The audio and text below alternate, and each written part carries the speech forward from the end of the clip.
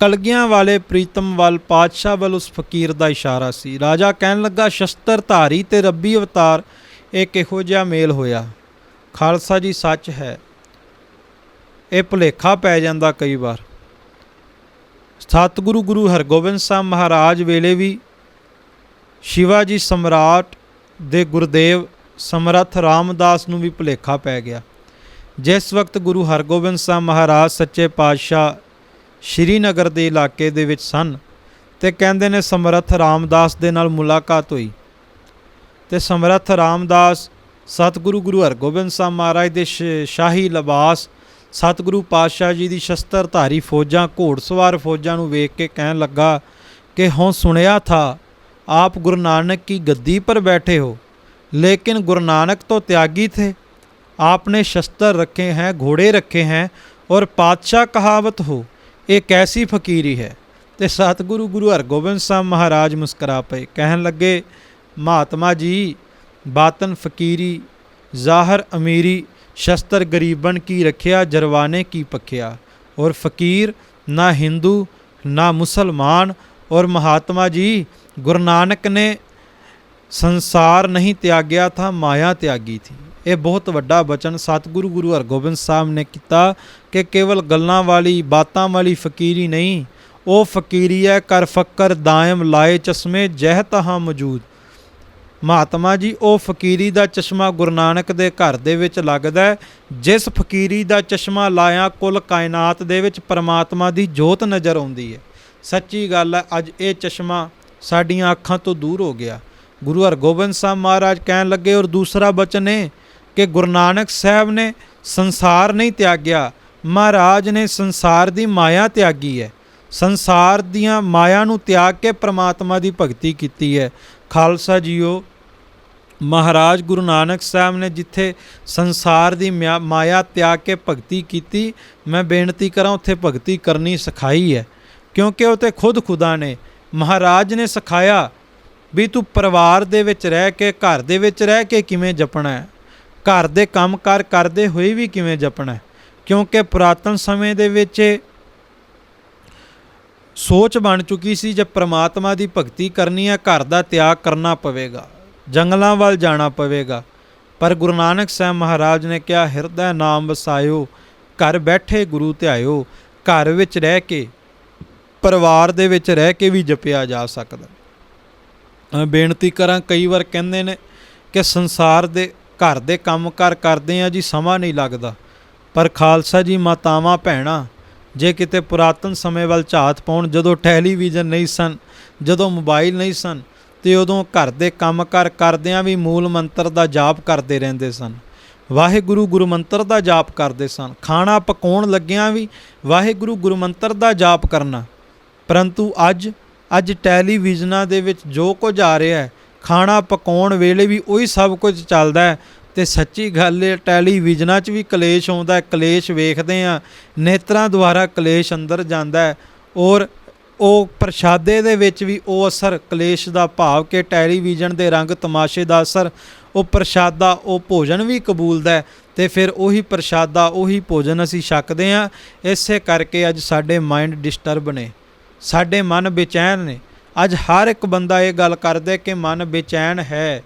ਪਿਆਰ ਵਾਲਿਓ ਮਨ ਨੂੰ ਚੈਨ ਆਵੇ ਕਿਸ ਤਰ੍ਹਾਂ, ਕਿਉਂਕਿ ਚੈਨ ਦੇਣ ਵਾਲੇ ਪਰਮਾਤਮਾ ਨੂੰ ਤਾਂ ਮਿਲੇ ਹੀ ਨਹੀਂ, ਚੈਨ ਦੇਣ ਵਾਲੇ ਪਰਮਾਤਮਾ ਨੂੰ ਤਾਂ ਜਪੇ ਨਹੀਂ, ਸ਼ਾਂਤੀ ਆਨੰਦ ਬਖਸ਼ਣ ਵਾਲੇ ਉਸ ਪਰਮਾਤਮਾ ਦੀ ਤਾਂ ਭਗਤੀ ਨਹੀਂ ਕੀਤੀ। ਸੋ ਮੈਂ ਬੇਨਤੀ ਕਰਾਂ ਕਿ ਜਦੋਂ ਘਰ ਦੇ ਵਿੱਚ ਖਾਣਾ ਪਕਾਉਣ ਵੇਲੇ ਜਾਂ ਘਰ ਦੇ ਕੰਮ ਕਾਰ ਕਰਨ ਵੇਲੇ, ਕਿਉਂਕਿ ਅੱਜ ਗੁਰਬਾਣੀ ਦੇ ਟੈਲੀਵਿਜ਼ਨ ਗੁਰਬਾਣੀ ਦੇ ਚੈਨਲ ਚੱਲਦੇ ਆ, ਫਤਿਹ TV ਚੱਲਦਾ, ਗੁਰੂ ਕੀ ਬਾਣੀ ਦੇ ਪ੍ਰਵਾਹ ਚੱਲਦੇ ਨੇ। ਕੰਮ ਕਾਰ ਕਰਨ ਲੱਗਿਆਂ ਵੀ ਗੁਰੂ ਕੀ ਬਾਣੀ ਸੁਣੀਏ, ਕਿਉਂਕਿ ਜਦੋਂ ਕੰਨਾਂ ਦੇ ਵਿੱਚ ਵੀ ਗੁਰੂ ਕੀ ਬਾਣੀ ਜਾਵੇਗੀ ਤੇ ਉਹ ਮਨ 'ਤੇ ਚੋਟ ਜ਼ਰੂਰ ਲਾਵੇਗੀ, ਹਿਰਦੇ ਦੇ ਉੱਤੇ ਉਹਦਾ ਅਸਰ ਜ਼ਰੂਰ ਹੋਵੇਗਾ। ਇੱਕ ਮਹਾਤਮਾ ਨੇ ਬਚਨ ਕੀਤਾ, ਕਹਿੰਦੇ ਵੇਖੋ ਕੈਸੀ ਸੋਚ ਹੈ ਬੰਦੇ ਦੀ ਕਿ ਜਦੋਂ ਤੇ ਇਹ ਸੰਸਾਰ 'ਚ ਵਿਚਰਦਾ, ਜਦੋਂ ਤੇ ਇਹ ਰੰਗ ਤਮਾਸ਼ੇ ਵੇਖਦਾ, ਅੱਖਾਂ ਵੀ ਖੁੱਲ੍ਹੀਆਂ ਨੇ, ਕੰਨ ਵੀ ਖੁੱਲ੍ਹੇ ਨੇ, ਪਰ ਜਦੋਂ ਬਾਣੀ ਪੜ੍ਹਦਾ, ਜਦੋਂ ਗੁਰੂ ਘਰ ਜਾਂਦਾ ਤੇ ਅੱਖਾਂ ਵੀ ਬੰਦ ਕਰ ਲੈਂਦਾ ਤੇ ਕੰਨ ਵੀ ਬੰਦ ਕਰ ਲੈਂਦਾ। ਭਾਵ ਨੇਤਰ ਭਾਵੇਂ ਬਾਣੀ ਪੜ੍ਹਦੇ ਹੋਣ, ਪਰ ਸਾਡਾ ਧਿਆਨ ਸਾਡੀ ਸੁਰਤੀ ਅਕਸਰ ਕੰਮਾਂ ਕਾਰਾਂ ਦੇ ਵਿੱਚ ਹੀ ਉਲਝੀ ਰਹਿੰਦੀ ਹੈ। ਸੋ ਇਸ ਤਰ੍ਹਾਂ ਨਹੀਂ ਹੋਣਾ ਚਾਹੀਦਾ। ਪ੍ਰਭ ਕੀ ਉਸਤਤ ਕਰੋ ਸੰਤ ਮੀਤ, ਸਾਵਧਾਨ ਇਕਾਗਰ ਚੀਤ। ਸਾਵਧਾਨ ਇਕਾਗਰ ਚਿੱਤ ਹੋ ਕਰਕੇ ਪਰਮਾਤਮਾ ਦੀ ਭਗਤੀ ਕਰਨੀ ਚਾਹੀਦੀ ਹੈ, ਤਾਂ ਹੀ ਅੰਦਰ ਦਾ ਵਾਤਾਵਰਨ ਸਾਫ਼ ਹੋਵੇਗਾ, ਅੰਦਰ ਦਾ ਵਾਤਾਵਰਨ ਸ਼ੁੱਧ ਹੋਵੇਗਾ। ਉਹ ਮਹਾਤਮਾ ਕਹਿਣ ਲੱਗੇ, ਜੇ ਬੂਹੇ ਬਾਰੀਆਂ ਤੂਫਾਨ ਆਇਆ ਖੋਲ੍ਹ ਦੇਵਾਂਗੇ, ਝੱਖੜ ਆਇਆ ਖੋਲ੍ਹ ਦੇਵਾਂਗੇ, ਤੇ ਧੂੜ ਮਿੱਟੀ ਘਰ ਦੇ ਅੰਦਰ ਜ਼ਰੂਰ ਆਵੇਗੀ। ਕਹਿੰਦੇ ਬੰਦੇ ਦੇ ਹਾਲਾਤ ਇਹ ਨੇ ਵੀ ਜਦੋਂ ਤੇ ਤੂਫਾਨ ਨਹੀਂ ਹੁੰਦਾ, ਝੱਖੜ ਨਹੀਂ ਹੁੰਦਾ, ਉਦੋਂ ਤੇ ਬੂਹੇ ਬਾਰੀਆਂ ਬੰਦ ਰੱਖਦਾ, ਤੇ ਜਦੋਂ ਤੂਫਾਨ ਆ ਜਾਵੇ, ਝੱਖੜ ਆ ਜਾਵੇ, ਉਦੋਂ ਬੂਹੇ ਬਾਰੀਆਂ ਖੋਲ੍ਹ ਦਿੰਦਾ। ਭਾਵ ਜਦੋਂ ਰੰਗ ਤਮਾਸ਼ੇ ਹੋਣ, ਜਦੋਂ ਸੰਸਾਰ ਦੇ ਤਮਾਸ਼ੇ ਹੋਣ, ਤੇ ਅੱਖਾਂ ਵੀ ਖੁੱਲ੍ਹੀਆਂ ਨੇ, ਨੇਤਰ ਵੀ ਖੁੱਲ੍ਹੇ ਨੇ, ਕੰਨ ਵੀ ਖੁੱਲ੍ਹੇ ਨੇ, ਔਰ ਮਨ ਵੀ ਐਨ ਇਕਾਗਰ ਚਿੱਤ ਹੈ। ਪਰ ਜਦੋਂ ਤੂਫਾਨ ਨਹੀਂ, ਝੱਖੜ ਨਹੀਂ, ਬਲਕਿ ਰਹਿਮਤ ਦਾ ਮੀਂਹ ਵਰਸਣਾ ਹੈ, ਪਰਮਾਤਮਾ ਦੀ ਕਿਰਪਾ ਵਰਸਣੀ ਹੈ, ਉਦੋਂ ਨੇਤਰ ਵੀ ਬੰਦ ਨੇ, ਉਦੋਂ ਕੰਨ ਵੀ ਬੰਦ ਨੇ, ਉਦੋਂ ਮਨ ਵੀ ਇੱਥੇ ਨਹੀਂ। ਪਰ ਰੋਜ਼ ਆਨੰਦ ਸਾਹਿਬ 'ਚ ਪੜ੍ਹਦੇ ਹਾਂ ਕਿ ਇਹ ਮਨ ਮੇਰਿਆ ਤੂੰ ਸਦਾ ਰਹੋ ਹਰ ਨਾਲੇ, ਤੂੰ ਸਦਾ ਹਰੀ ਦੇ ਨਾਲ ਰਹਿ।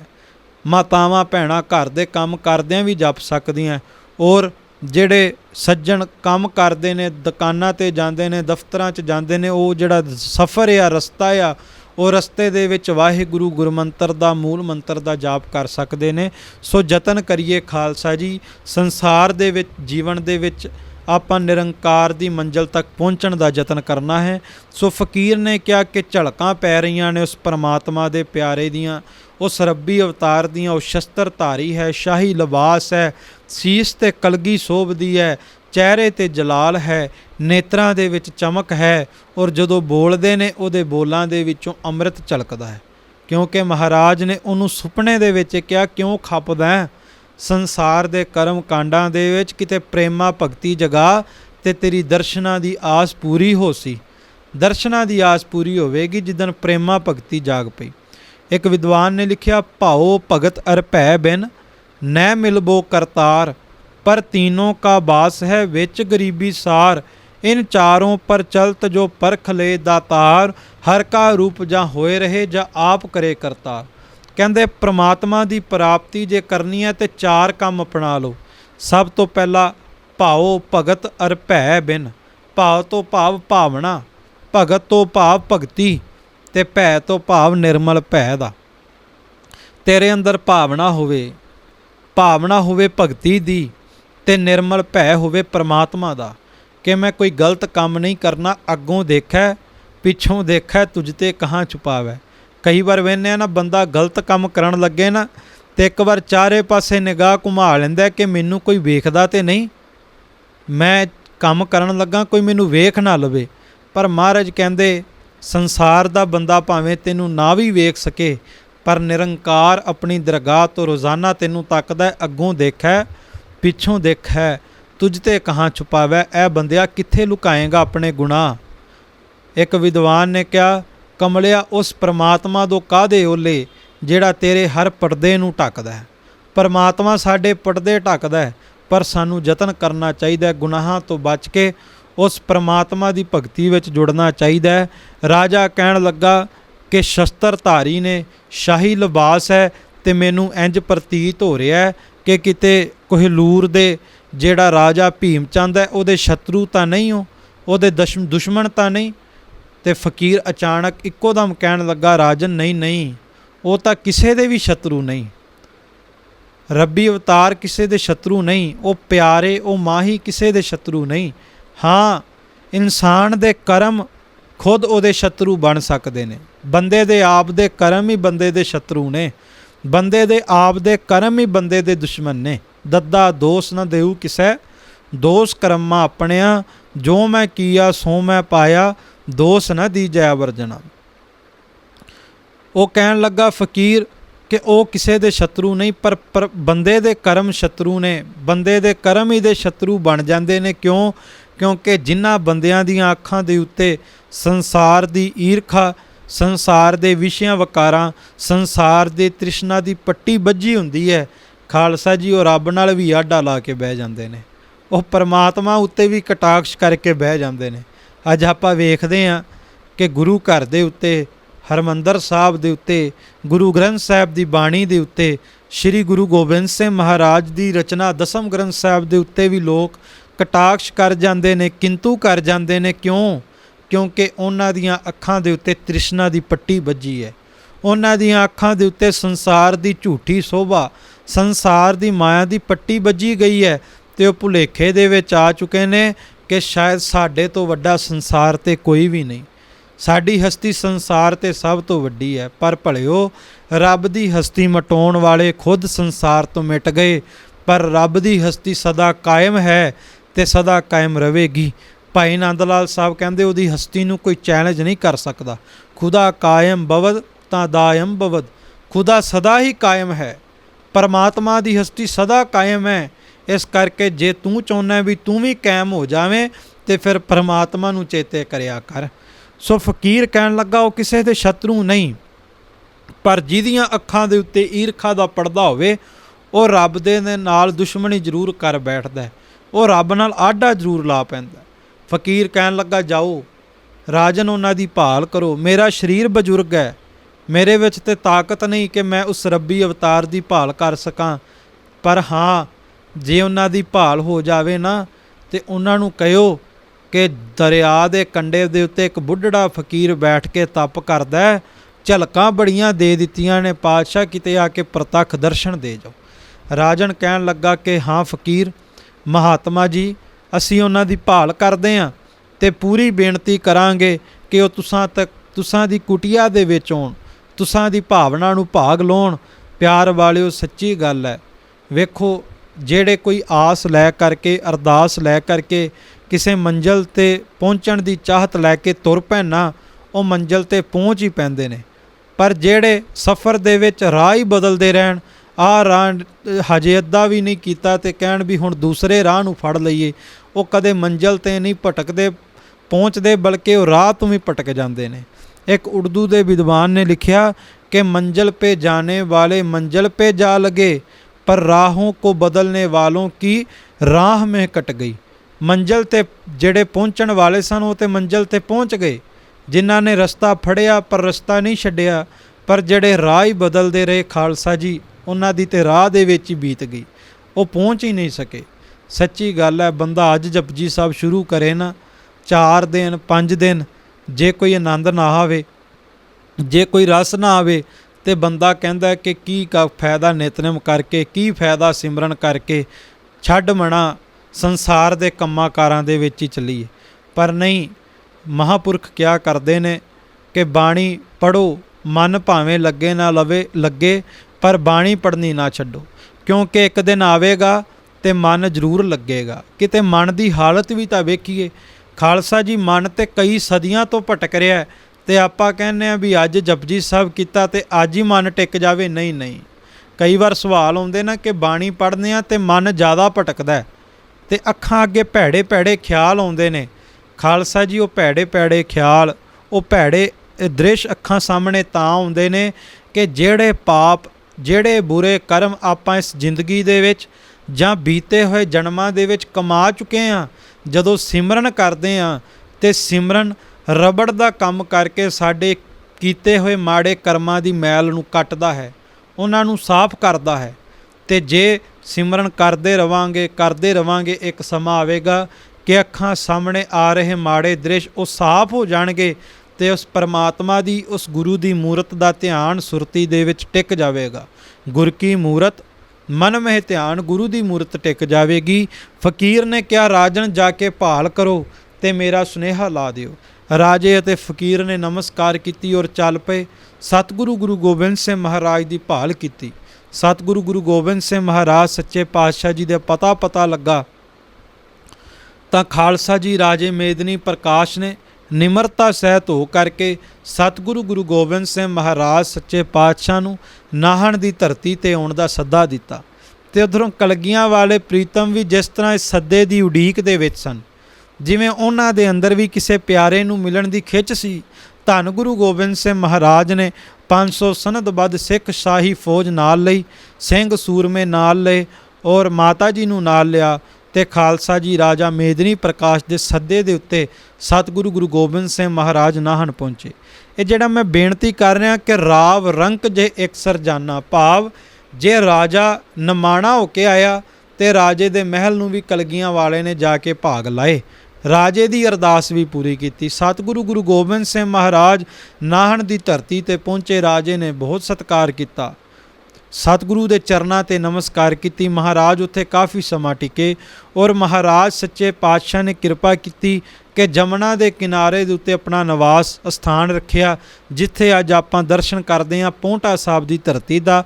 ਮਹਾਰਾਜ ਨੇ ਪੌਂਟਾ ਸਾਹਿਬ ਦਾ ਸਥਾਨ ਉੱਥੇ ਪ੍ਰਗਟ ਕੀਤਾ ਔਰ ਉੱਥੇ ਸਤਿਗੁਰੂ ਗੁਰੂ ਗੋਬਿੰਦ ਸਿੰਘ ਮਹਾਰਾਜ ਨੇ ਅਨੇਕ ਰਚਨਾਵਾਂ ਰਚੀਆਂ। ਅਕਾਲ ਉਸਤਤ ਸਾਹਿਬ ਜੀ ਦੀ ਬਾਣੀ ਦੀ ਰਚਨਾ ਵੀ ਪੌਂਟਾ ਸਾਹਿਬ ਦੀ ਧਰਤੀ ਤੇ ਹੋਈ। ਸਤਿਗੁਰੂ ਗੁਰੂ ਗੋਬਿੰਦ ਸਿੰਘ ਮਹਾਰਾਜ ਨੇ ਉਸ ਦਰਿਆ ਦੇ ਕੰਢੇ ਤੇ ਬੈਠ ਕੇ ਤੂੰ ਹੀ ਤੂੰ ਹੀ ਤੂੰ ਹੀ ਤੂੰ ਹੀ ਦੇ ਗੀਤ ਲਾਪੇ ਔਰ ਮਹਾਰਾਜ ਨੇ ਜਮਨਾ ਦੇ ਪਾਣੀ ਨੂੰ ਇਹ ਹੁਕਮ ਲਾ ਦਿੱਤਾ ਕਿ ਅੱਜ ਤੋਂ ਬਾਅਦ ਇਸ ਅਸਥਾਨ ਦੇ ਕੋਲੋਂ ਕੇਵਲ ਖਾਮੋਸ਼ੀ ਦੇ ਵਿੱਚ ਲੰਘਿਓ, ਕਿਉਂਕਿ ਇੱਥੇ ਪਰਮਾਤਮਾ ਦੇ ਸੋਹਲੇ ਗਾਉਣੇ ਨੇ। ਅੱਜ ਵੀ ਜੇ ਕਿਸੇ ਨੇ ਗੁਰੂ ਦੀ ਕਲਾ ਵੇਖਣੀ ਹੋਵੇ ਤੇ ਪੌਂਟਾ ਸਾਹਿਬ ਦੀ ਧਰਤੀ ਤੇ ਜਾ ਕੇ ਦਰਸ਼ਨ ਕਰੇ। ਅਸਥਾਨ ਦੇ ਵਿੱਚ ਉਸ ਦਰਿਆ ਦਾ ਜਿਹੜਾ ਪਾਣੀ ਹੈ, ਦਰਿਆ ਦਾ ਜਿਹੜੇ ਪਾਣੀ ਦਾ ਵਹਾਅ ਹੈ, ਉਹਦੀ ਆਵਾਜ਼ ਨਹੀਂ ਆਉਂਦੀ। ਉੱਥੋਂ ਦਰਿਆ ਵੀ ਖਾਮੋਸ਼ੀ ਦੇ ਵਿੱਚ ਲੰਘਦਾ। ਰਹੋ ਵਿਚਾਰ, ਸਤਿਗੁਰੂ ਗੁਰੂ ਗੋਬਿੰਦ ਸਿੰਘ ਮਹਾਰਾਜ ਸੱਚੇ ਪਾਤਸ਼ਾਹ ਨੂੰ ਇਤਿਹਾਸ ਦੇ ਵਿੱਚ ਬਚਨ ਆਉਂਦਾ ਕਿ ਮਹਾਰਾਜ ਸੱਚੇ ਪਾਤਸ਼ਾਹ ਨੂੰ ਅੰਦਰੋਂ ਇੱਕ ਖਿੱਚ ਪੈਣ ਲੱਗ ਪਈ, ਕਿਉਂਕਿ ਮੇਦਨੀ ਪ੍ਰਕਾਸ਼ ਦੀ ਅਰਦਾਸ ਤਾਂ ਪੂਰੀ ਹੋ ਗਈ, ਪਰ ਉੱਧਰ ਉਹ ਬੁੱਢੜਾ ਫਕੀਰ ਉਹ ਹਾਲੇ ਵੀ ਇਸੇ ਆਸ ਦੇ ਵਿੱਚ ਹੈ ਕਿ ਜਿਸ ਰੱਬੀ ਅਵਤਾਰ ਦੀ ਝਲਕ ਪੈਂਦੀ ਹੈ ਕਦੇ ਉਹ ਆਵੇਗਾ ਵੀ।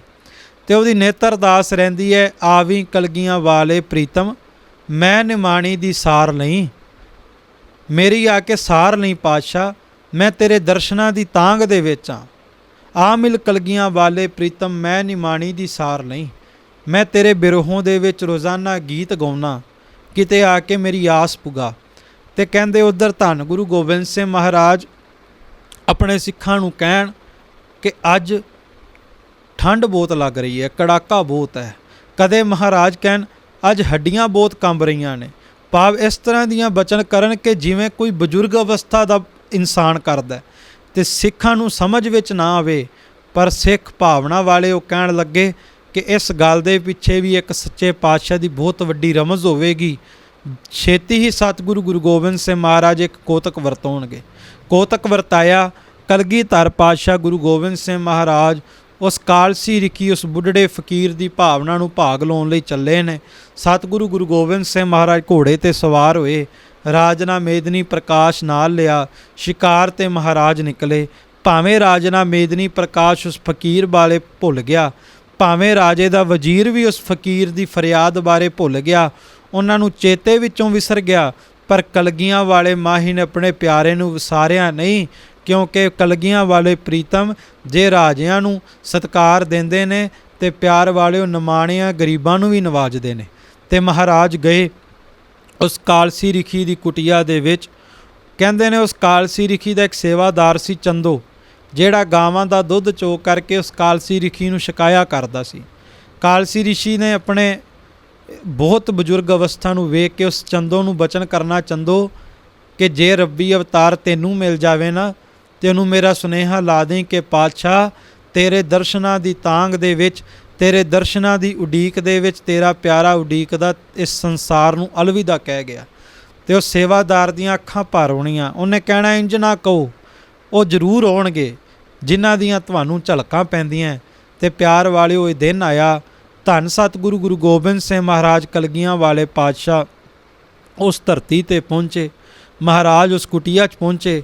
ਸਤਿਗੁਰੂ ਗੁਰੂ ਗੋਬਿੰਦ ਸਿੰਘ ਮਹਾਰਾਜ ਸੱਚੇ ਪਾਤਸ਼ਾਹ ਨੇ ਜਾ ਕਰਕੇ ਉਸ ਦਾ ਬੂਹਾ ਖੜਕਾਇਆ, ਜਿਵੇਂ ਕਦੇ ਭਾਈ ਸਾਹਿਬ ਭਾਈ ਲਾਲੋ ਜੀ ਦਾ ਬੂਹਾ ਸਤਿਗੁਰੂ ਗੁਰੂ ਨਾਨਕ ਸਾਹਿਬ ਮਹਾਰਾਜ ਨੇ ਖੜਕਾਇਆ। ਜਦੋਂ ਬੂਹਾ ਖੜਕਿਆ ਤੇ ਮਹਾਰਾਜ ਨੇ ਬਚਨ ਕੀਤੇ ਕਿ ਮਹਾਤਮਾ ਅਸੀਂ ਆ ਗਏ। ਤੇ ਮੁੜ ਉਸ ਰਿਖੀ ਨੇ ਬਚਨ ਕੀਤੇ, ਉਸ ਫਕੀਰ ਨੇ ਬਚਨ ਕੀਤੇ, ਪਾਤਸ਼ਾਹ ਤੁਸੀਂ ਆ ਗਏ। ਬਸ ਇਤਨਾ ਕਹਿਣ ਦੀ ਦੇਰ ਸੀ, ਫਕੀਰ ਆਪਣੇ ਮੰਜੇ ਤੋਂ ਉੱਠਿਆ ਤੇ ਜਾ ਕਰਕੇ ਕਲਗੀਆਂ ਵਾਲੇ ਪਾਤਸ਼ਾਹ ਦੇ ਚਰਨਾਂ ਨੂੰ ਗਲਵੱਕੜੀ ਪਾ ਲਈ। ਪਾਤਸ਼ਾਹ ਦੇ ਚਰਨ ਆਪਣੇ ਨੇਤਰਾਂ ਦੇ ਹੰਝੂਆਂ ਨਾਲ ਧੋ ਦਿੱਤੇ ਤੇ ਮਹਾਰਾਜ ਦੀ ਜੈ ਜੈਕਾਰ ਦੇ ਗੀਤ ਅਲਾਪਣ ਲੱਗ ਪਿਆ। ਵਾਹੋ ਵਾਹੋ ਗੋਬਿੰਦ ਸਿੰਘ ਦੀਆਂ ਧੂਣਾਂ ਗਾਉਣ ਲੱਗ ਪਿਆ। ਸਤਿਗੁਰੂ ਗੁਰੂ ਗੋਬਿੰਦ ਸਿੰਘ ਮਹਾਰਾਜ ਸੱਚੇ ਪਾਤਸ਼ਾਹ ਨੇ ਮੋਢਿਆਂ ਤੋਂ ਚੱਕਿਆ, ਕਲਾਵੇ ਦੇ ਵਿੱਚ ਲਿਆ ਤੇ ਜਾ ਕੇ ਕਿਹਾ ਕਿ ਦਰਗਾਹ ਦੇ ਵਿੱਚ ਤੇਰੀ ਆਸ ਪੁੱਗੀ, ਤੇਰੀ ਅਰਦਾਸ ਪੂਰੀ ਹੋਈ, ਚਲੋ ਸਾਡੇ ਨਾਲ ਚੱਲੋ। ਫਕੀਰ ਕਹਿਣ ਲੱਗਾ, ਪਾਤਸ਼ਾਹ ਮੈਂ ਬੁੱਢੜਾ ਹਾਂ, ਮੇਰਾ ਸਰੀਰ ਬਜ਼ੁਰਗ ਹੋ ਚੁੱਕਿਆ ਹੈ, ਤੁਸਾਂ ਤੇ ਭਾਰ ਬਣਾਂਗਾ। ਤੇ ਪਾਤਸ਼ਾਹ ਕਹਿਣ ਲੱਗੇ, ਪਿਆਰੇ ਕਦੇ ਵੀ ਭਾਰ ਨਹੀਂ ਹੁੰਦੇ, ਪਰਮਾਤਮਾ ਨੂੰ ਪਿਆਰ ਕਰਨ ਵਾਲੇ ਭਾਰ ਨਹੀਂ ਹੁੰਦੇ, ਉਹਨਾਂ ਦੀਆਂ ਅਸੀਸਾਂ ਲੱਗਦੀਆਂ, ਉਹ ਤੇ ਸੰਸਾਰ ਦਾ ਸ਼ਿੰਗਾਰ ਹੁੰਦੇ ਨੇ, ਭਗਤ ਤਾਂ ਸੰਸਾਰ ਦਾ ਸ਼ਿੰਗਾਰ ਹੁੰਦੇ ਨੇ। ਸਤਿਗੁਰੂ ਗੁਰੂ ਗੋਬਿੰਦ ਸਿੰਘ ਮਹਾਰਾਜ ਨੇ ਬਚਨ ਵਰਤੇ, ਭਾਈ ਵੀਰ ਸਿੰਘ ਨੇ ਲਿਖੇ ਕਿ ਸਾਡੀ ਸਾਲਗਿਰਾ ਆਉਣ ਵਾਲੀ ਹੈ, ਗੁਰੂ ਕੇ ਸਿੱਖਾਂ ਨੇ ਬੜੇ ਉਤਸ਼ਾਹ ਨਾਲ ਮਨਾਉਣੀ ਹੈ, ਆਓ ਪੌਂਟਾ ਸਾਹਿਬ ਦੀ ਧਰਤੀ ਤੇ ਚੱਲੋ ਤੇ ਤੁਸੀਂ ਸਾਡੇ ਨਾਲ ਹੀ ਰਹੋ, ਸਾਡੇ ਨਾਲ ਹੀ ਆਪਣਾ ਜੀਵਨ ਬਤੀਤ ਕਰੋ। ਸੋ ਸਤਿਗੁਰੂ ਗੁਰੂ ਗੋਬਿੰਦ ਸਿੰਘ ਮਹਾਰਾਜ ਉਸ ਕਾਲਸੀ ਰਿਸ਼ੀ ਨੂੰ ਤੇ ਉਹਦੇ ਸੇਵਾਦਾਰ ਚੰਦੋ ਨੂੰ ਲੈ ਕਰਕੇ ਪੌਂਟਾ ਸਾਹਿਬ ਦੀ ਧਰਤੀ ਤੇ ਪਹੁੰਚੇ, ਜਿੱਥੇ ਸਿੱਖਾਂ ਨੇ ਸਤਿਗੁਰੂ ਗੁਰੂ ਗੋਬਿੰਦ ਸਿੰਘ ਮਹਾਰਾਜ ਦੀ ਬਹੁਤ ਸੇਵਾ ਕੀਤੀ। ਰਾਜੇ ਮੇਦਨੀ ਪ੍ਰਕਾਸ਼ ਨੇ ਸੇਵਾ ਕੀਤੀ। ਸੋ ਕਹਿਣ ਤੋਂ ਭਾਵ ਕਿ ਜੇ ਇੱਕ ਫਕੀਰ ਆਪਣੀ ਕੁਟੀਆ ਦੇ ਵਿੱਚ ਬੈਠ ਕੇ ਪਿਆਰੇ ਦੀ ਉਡੀਕ ਕਰੇ ਤੇ ਕਲਗੀਆਂ ਵਾਲੇ ਪਾਤਸ਼ਾਹ ਖੁਦ ਜਾਂਦੇ ਨੇ ਤੇ ਉਹਦੀ ਭਾਵਨਾ ਨੂੰ ਭਾਗ ਲਾਉਂਦੇ ਨੇ। ਤੇ ਜੇ ਕੋਈ ਸ਼ਾਹੀ, ਕੋਈ ਰਾਜਾ, ਕੋਈ ਸ਼ਾਹ ਨਮਾਣਾ ਹੋ ਕੇ ਪਰਮਾਤਮਾ ਦੇ ਦਰ ਤੇ ਢਹਿ ਜਾਵੇ ਤੇ ਪਿਆਰ ਵਾਲਿਓ ਪਰਮਾਤਮਾ ਉਹਦੀ ਵੀ ਅਰਦਾਸ ਜ਼ਰੂਰ ਕਬੂਲ ਕਰਦਾ। ਕਿਉਂਕਿ ਰਾਵ ਰੰਕ ਜੇ ਇਕਸਰ ਜਾਣਾ, ਪਰਮਾਤਮਾ ਦੇ ਦਰ ਦੇ ਵਿੱਚ ਵੀ ਕਿਸੇ ਨੂੰ ਉੱਚਾ ਨੀਵਾਂ ਨਹੀਂ ਸਮਝਿਆ ਜਾਂਦਾ। ਪਰਮਾਤਮਾ ਦੇ ਦਰ ਤੇ, ਪਰਮਾਤਮਾ ਦੀ ਦਰਗਾਹ ਤੇ ਸਾਰਿਆਂ ਨੂੰ ਇੱਕ ਬਰਾਬਰ ਜਾਣਿਆ ਜਾਂਦਾ। ਤਾਂ ਹੀ ਕਰਕੇ ਸਤਿਗੁਰੂ ਗੁਰੂ ਗ੍ਰੰਥ ਸਾਹਿਬ ਮਹਾਰਾਜ ਸੱਚੇ ਪਾਤਸ਼ਾਹ ਜੀ ਦੀ ਬਾਣੀ ਦੇ ਬਚਨ ਨੇ ਕਿ ਸਗਲ ਬਨਸਪਤ ਮਹਿ ਬੈ ਸੰਤਰ, ਸਗਲ ਦੂਧ ਮਹਿ ਘੀਆ, ਊਚ ਨੀਚ ਮਹਿ ਜੋਤ ਸਮਾਣੀ, ਘਟ ਘਟ ਮਾਧੋ ਜੀਆ। ਕਿ ਜਿਤਨੀ ਵੀ ਬਨਸਪਤੀ ਨਜ਼ਰ ਆ ਰਹੀ ਹੈ, ਜਿੰਨਾ ਵੀ ਵਾਯੂਮੰਡਲ ਨਜ਼ਰ ਆ ਰਿਹਾ ਹੈ, ਸਾਰਿਆਂ ਦੇ ਵਿੱਚ ਹੀ ਪਰਮਾਤਮਾ ਰਮਿਆ। ਸਗਲ ਬਨਸਪਤ ਮਹਿ ਬੈ ਸੰਤਰ, ਸਗਲ ਦੂਧ ਮਹਿ ਘੀਆ। ਜਿਵੇਂ ਦੁੱਧ ਦੇ ਵਿੱਚ ਘਿਓ ਹੈ ਪਰ ਘਿਓ ਨਜ਼ਰ ਨਹੀਂ ਆਉਂਦਾ। ਘਿਓ ਉਦੋਂ ਨਜ਼ਰ ਆਉਂਦਾ ਹੈ ਜਦੋਂ ਦੁੱਧ ਨੂੰ ਰਿੜਕਿਆ ਜਾਵੇ, ਮੱਖਣ ਕੱਢਿਆ ਜਾਵੇ, ਮੱਖਣ ਨੂੰ ਗਰਮ ਕੀਤਾ ਜਾਵੇ ਤੇ ਘਿਓ ਪ੍ਰਗਟ ਹੁੰਦਾ ਹੈ। ਸਤਿਗੁਰੂ ਕਹਿੰਦੇ ਬਸ ਠੀਕ ਇਸੇ ਤਰ੍ਹਾਂ ਤੇਰੇ ਅੰਦਰ ਵੀ ਪਰਮਾਤਮਾ ਦੀ ਜੋਤ ਹੈ, ਇਸ ਬਨਸਪਤੀ ਦੇ ਵਿੱਚ ਵੀ ਪਰਮਾਤਮਾ ਦੀ ਜੋਤ ਹੈ। ਨਜ਼ਰ ਨਹੀਂ ਆਉਂਦਾ, ਨਜ਼ਰ ਉਦੋਂ ਆਵੇਗਾ ਜਦੋਂ ਰੋਜ਼ਾਨਾ ਨੇਤਰ ਬੰਦ ਕਰਕੇ ਮਨ ਨੂੰ ਰਿੜਕੇਗਾ ਤੇ ਮਨ ਨੂੰ ਰਿੜਕ ਕੇ ਜਦੋਂ ਭਾਵਨਾ ਦਾ ਮੱਖਣ ਕੱਢੇਗਾ ਤੇ ਅੰਤ ਤੈਨੂੰ ਉਹ ਪਰਮਾਤਮਾ ਦੀ ਜੋਤ ਵੀ ਘਿਓ ਦੀ ਤਰ੍ਹਾਂ ਨਜ਼ਰ ਆਵੇਗੀ। ਤੇ ਜਦੋਂ ਪਰਮਾਤਮਾ ਦੀ ਜੋਤ ਨਜ਼ਰ ਆਈ ਫਿਰ ਤੂੰ ਵੀ ਇਹ ਗੱਲ ਕਵੇਂਗਾ ਕਿ ਸਭ ਗੋਬਿੰਦ ਹੈ, ਸਭ ਗੋਬਿੰਦ ਹੈ, ਗੋਬਿੰਦ ਬਿਨ ਨਹੀਂ ਕੋਈ। ਕਿ ਮੈਂ ਜਿੱਥੇ ਵੀ ਤੱਕਦਾ ਹਰ ਜਗ੍ਹਾ ਗੋਬਿੰਦ ਹੀ ਹੈ, ਹਰ ਜਗ੍ਹਾ ਪਰਮਾਤਮਾ ਹੀ ਹੈ। ਉਹ ਅਕਾਲ ਪੁਰਖ ਵਾਹਿਗੁਰੂ ਪਰਮਾਤਮਾ ਦੀ ਰਹਿਮਤ, ਪਰਮਾਤਮਾ ਦੀ ਬਖਸ਼ਿਸ਼ ਹੀ ਹਰ ਜਗ੍ਹਾ ਵਰਤ ਰਹੀ ਹੈ। ਜਿਸ ਪਰਮਾਤਮਾ ਦੀ ਬਖਸ਼ਿਸ਼ ਦਾ ਸਦਕਾ ਹਰ ਇੱਕ ਦੇ ਉੱਤੇ, ਹਰ ਇੱਕ ਨੂੰ ਸਵਾਸ ਮਿਲ ਰਹੇ ਨੇ, ਹਰ ਇੱਕ ਦੇ ਉੱਤੇ ਕਿਰਪਾ ਤਰਸ ਵਰਤ ਰਹੀ ਹੈ। ਸੋ ਇਹ ਸਤਿਗੁਰੂ ਗੁਰੂ ਗੋਬਿੰਦ ਸਿੰਘ ਮਹਾਰਾਜ ਸੱਚੇ ਪਾਤਸ਼ਾਹ ਨੇ ਕਿਰਪਾ ਕੀਤੀ ਕਿ ਰਾਵ ਰੰਕ ਜੇ ਇਕਸਰ ਜਾਣਾ। ਪਰਮਾਤਮਾ ਦਾ ਸੁਭਾਵ ਹੈ ਕਿ ਉਹ ਰਾਵ ਭਾਵ ਕੇ ਰਾਜੇ, ਰੰਕ ਭਾਵ ਕੇ ਫਕੀਰ, ਕੰਗਾਲ ਨੂੰ ਇੱਕ ਸਮਾਨ, ਇੱਕ ਬਰਾਬਰ ਜਾਣਦਾ। ਉਹਦੇ ਸਥਾਨ ਤੇ, ਉਹਦੇ ਦਰ ਤੇ, ਪਰਮਾਤਮਾ ਦੀ ਦਰਗਾਹ ਤੇ ਵਿਤਕਰਾ ਨਹੀਂ। ਕਿਉਂਕਿ ਉਹ ਨਿਰਵੈਰ ਹੈ। ਪਰਮਾਤਮਾ ਨਿਰਵੈਰ ਹੈ, ਕਿਸੇ ਨਾਲ ਵੈਰ ਨਹੀਂ ਕਮਾਉਂਦਾ। ਪਰਮਾਤਮਾ ਦੀ ਦਰਗਾਹ ਦੇ ਵਿੱਚ ਜਿਹੜਾ ਵੀ ਨੀਵਾਂ ਹੋ ਕੇ ਆਉਂਦਾ, ਪਰਮਾਤਮਾ ਉਹਨੂੰ ਹੀ ਜਾਗ ਲਾ ਕਰਕੇ ਸੁਚੱਜੇ ਕਾਰਜ ਕਰਨ ਦੀ ਜਾਚ ਸਿਖਾ ਦਿੰਦਾ। ਜੇ ਆਪਾਂ ਇਤਿਹਾਸ ਨੂੰ ਹੋਰ ਵੀ ਵਾਚਾਂਗੇ ਖਾਲਸਾ ਜੀ, ਜੇਕਰ ਸਤਿਗੁਰੂ ਗੁਰੂ ਗੋਬਿੰਦ ਸਿੰਘ ਮਹਾਰਾਜ ਸੱਚੇ ਪਾਤਸ਼ਾਹ ਦੇ ਘਰ ਦੇ ਨਾਲ ਔਰੰਗਜ਼ੇਬ ਨੇ ਵੱਡੇ ਹੋ ਕੇ ਮੱਥਾ ਲਾਇਆ, ਉੱਚੇ ਹੋ ਕੇ ਮੱਥਾ ਲਾਇਆ, ਹੰਕਾਰ ਦੇ ਵਿੱਚ ਮੱਥਾ ਲਾਇਆ, ਤੇ ਧੰਨ ਗੁਰੂ ਗੋਬਿੰਦ ਸਿੰਘ ਮਹਾਰਾਜ ਸੱਚੇ ਪਾਤਸ਼ਾਹ ਨੇ ਕੇਵਲ ਆਪਣੀ ਕਲਮ ਦੇ ਨਾਲ ਹੀ ਉਹਦਾ ਖਾਤਮਾ ਕਰ ਦਿੱਤਾ। ਪਰ ਜੇ ਉਸੇ ਦੇ ਪੁੱਤਰ ਔਰੰਗਜ਼ੇਬ ਦੇ ਪੁੱਤਰ ਬਹਾਦਰ ਸ਼ਾਹ ਨੇ ਕਲਗੀਆਂ ਵਾਲੇ ਪਾਤਸ਼ਾਹ ਦੇ ਸਾਹਮਣੇ ਨੀਵੇਂ ਹੋ ਕੇ ਆਪਣੇ ਰਾਜ ਦੀ ਮੰਗ ਕੀਤੀ ਤੇ ਧੰਨ ਸਤਿਗੁਰੂ ਗੁਰੂ ਗੋਬਿੰਦ ਸਿੰਘ ਮਹਾਰਾਜ ਨੇ ਉਹਦਾ ਨੀਵਾਂਪਣ ਵੇਖ ਕੇ ਉਹਦੀ ਝੋਲੀ ਦੇ ਵਿੱਚ ਰਾਜ ਦੀ ਦਾਤ ਪਾ ਦਿੱਤੀ, ਉਹਨੂੰ ਰਾਜ ਦਿਵਾ ਦਿੱਤਾ। ਤੇ ਮੈਂ ਅਕਸਰ ਸੋਚਦਾ ਹੁੰਨਾ ਕਿ ਵੇਖੋ ਕੈਸਾ ਵਿਸ਼ਾਲ ਹਿਰਦਾ ਧੰਨ ਗੁਰੂ ਗੋਬਿੰਦ ਸਿੰਘ ਮਹਾਰਾਜ ਦਾ ਕਿ ਜਿਨ੍ਹਾਂ ਦੇ ਸਾਹਿਬਜ਼ਾਦਿਆਂ ਨੂੰ ਕਤਲ ਕਰਨ ਦਾ ਹੁਕਮ ਕਦੇ ਔਰੰਗਜ਼ੇਬ ਨੇ ਦਿੱਤਾ ਹੋਵੇ ਤੇ ਮਹਾਰਾਜ ਨੇ ਔਰੰਗਜ਼ੇਬ ਦਾ ਖਾਤਮਾ ਕਰ ਦਿੱਤਾ। ਪਰੰਤੂ ਔਰੰਗਜ਼ੇਬ ਦਾ ਜਿਹੜਾ ਪੁੱਤਰ ਸੀ, ਜਿਹੜਾ ਨੀਵਾਂ ਹੋ ਕੇ ਆਇਆ, ਮਹਾਰਾਜ ਨੇ ਉਹਨੂੰ ਨਹੀਂ ਕਿਹਾ ਕੁਝ। ਕਿਉਂਕਿ ਕਿਸੇ ਵੀ ਸ਼ਖਸ ਦੇ ਪਰਿਵਾਰ ਨਾਲ, ਕਿਸੇ ਨਾਲ ਮਹਾਰਾਜ ਦਾ ਵੈਰ ਨਹੀਂ।